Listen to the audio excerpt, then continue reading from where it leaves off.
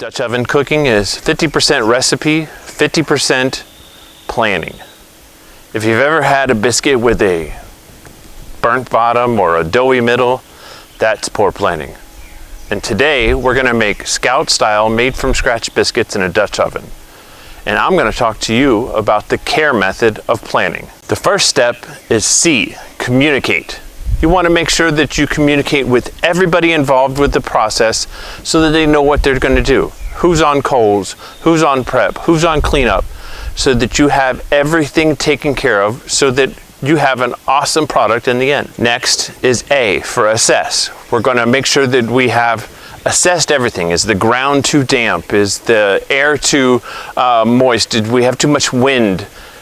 Also, if we're using any cold ingredients, do we have adequate ice to make sure they stay cold the full time?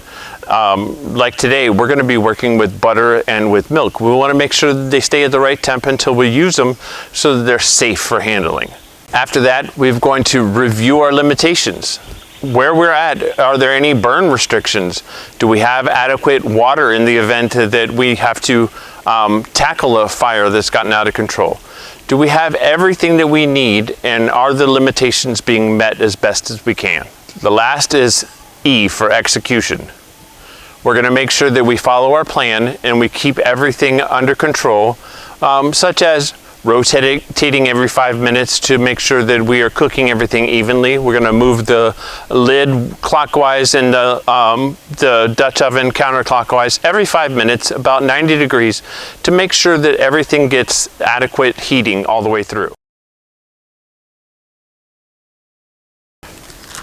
One of the things I like to do is to pre-mix all of your dry ingredients in a Ziploc bag, so that way you can toss it into your camp box and you get to the campsite and you have everything already ready to go. And then we're going to take the butter. We're going to make sure that we cut it into small, fine pieces. As we cut it up, we're going to drop it into the bag. This is a little trick that I came up with to make sure that we mix things up without making a big mess. We're going to start off by cutting your butter into pieces. The smaller the better, because what you're going to be doing while it's in the Ziploc bag is you're going to take it and mix it with your fingers while not touching it, so that you can actually have just tiny little pockets of butter which make your biscuits ever so flaky.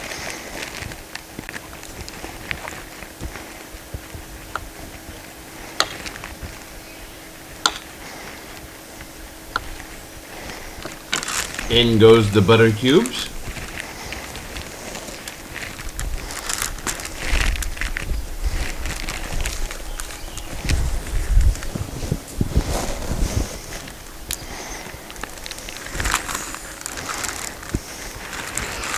Once you have the butter inside your bag, you just go ahead and mix it up. And what this does is keeps your fingers from getting all full of butter and flour, and gives you an opportunity to mix everything up, because you want the cold butter to stay cold as long as possible.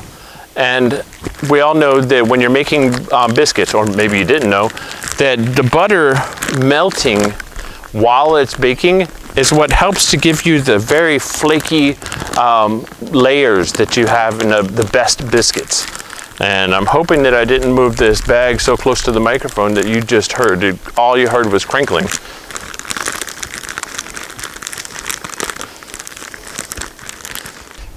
Now that you've got your flour and butter mixed up, all your dry ingredients and the flour and butter mixed, go ahead and dump it into a bowl.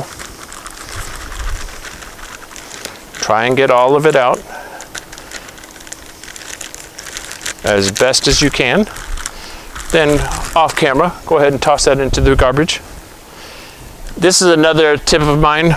Take your milk, your wet ingredients, and pre-measure them, so that you don't have to worry about adding a measuring cup to your equipment. This way you know exactly how much you need, and stick this in the bottom of your cooler. So you're going to take all those ingredients, mix them up nice until your dough comes together. I always recommend wooden spoons for this. because it doesn't drive me nuts hearing the metal against the metal. There are some people like me out there. And take some of your dusting flour that you ever so carefully put together into your bowl.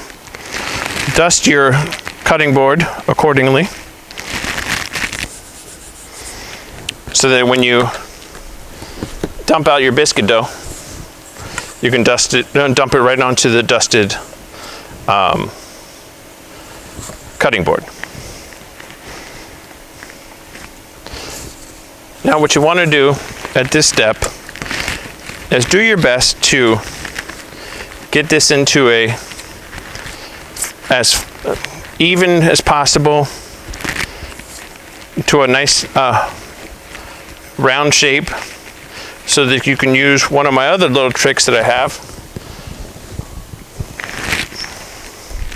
This right here is a ring mold that I used to make eggs with a couple times, but it's not a unitasker. It also makes for a great biscuit cutter.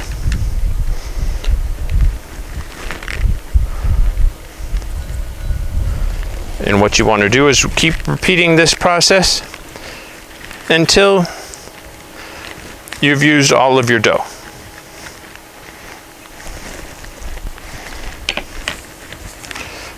If you need more room, go ahead,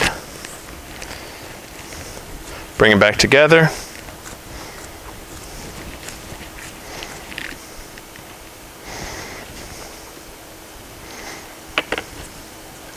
And cut more.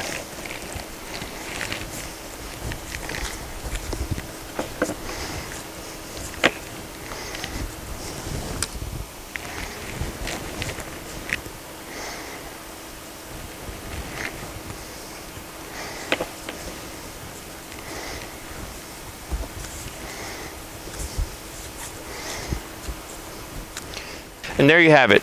You've rolled out 6 great biscuits to go into the Dutch oven, which we're going to show you in just a moment. And now we've got the biscuits placed into the Dutch oven with the parchment paper underneath. Next step, just add some coals. At this point, we're going to take the coals and dump them out onto the table.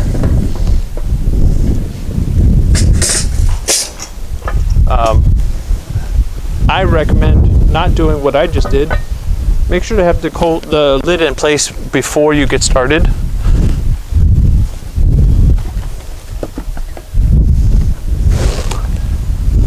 Then we're gonna put coals on the top. We want about 18 of them up top.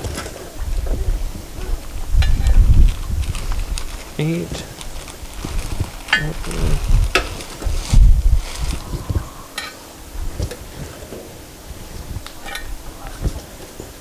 And you got 18 coals up top.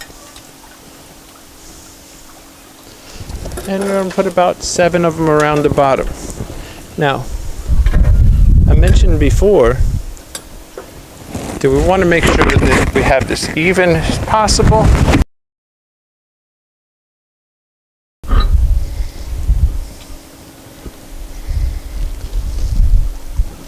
And there we have some beautiful Dutch oven biscuits. Awesome, every time. And there you have it. Awesome, light, fluffy, bottom not burnt, and oh, I don't know if you can see the steam coming off of these. Amazing, every time. You got the buttery flakes. You got the fact that you did this outside while camping. Magic every time. Thanks for joining. Again, I'm Mr. Tim, and I'll see you at the next campfire.